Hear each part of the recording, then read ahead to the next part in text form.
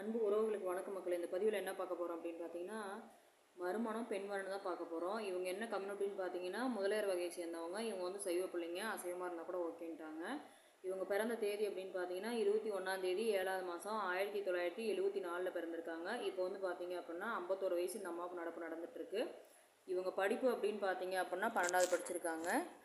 இவங்க வந்து அப்பா இல்லைங்க, அம்மா மட்டும் தான் இருக்காங்க. இவங்க கூட பிறந்தவங்க அப்படின்னு பார்த்தீங்க அப்படின்னா 2 ஆண்கள் 3 பெண்கள் எல்லாத்துக்குமே கல்யாணம் ஆயிடுச்சு. இவங்க பூர்வீகம் அப்படின்னு பார்த்தீங்கன்னா விழுப்புரம் மாவட்டத்தில் இருக்காங்க. அவங்களுக்கு வந்து பூர்வீகமும் அதுதான், இப்போ இருக்கிற இடமும் பார்த்தீங்கன்னா பூர்வீகம் தான். இவங்க சொத்துக்கள் அப்படின்னு பார்த்தீங்கன்னா இப்போதைக்கு வாடகை வீட்டில் இருக்காங்க. கமர்ஷியல் பில்டிங் ஒன்று பார்த்தீங்கன்னா சொந்தமாக இருக்காட்டிருக்கு, சொந்தமாக அந்த பில்டிங் ஒன்று இருக்குது. அதே மாதிரி பார்த்தீங்கன்னா எதிர்பார்ப்பு அப்படிங்கிறது வந்து ஒரு நல்ல ஃபேமிலி மேனாக இருந்தால் போதும்.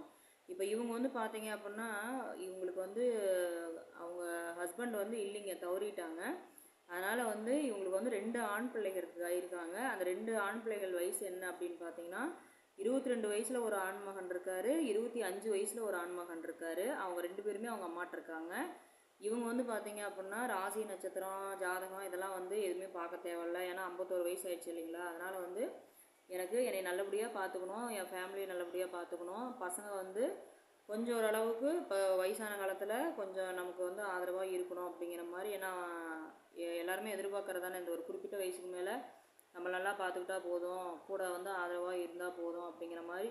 எப்படி சொல்கிறேன்னா ஒரு பாதுகாப்புக்கு தான் இந்த அம்மா வந்து கல்யாணமே பண்ணுறாங்க. அதனால் வந்து பார்த்திங்க அப்படின்னா எதிர்பார்ப்புலாம் அந்த அம்மாவுக்கு எதுவுமே கிடையாது.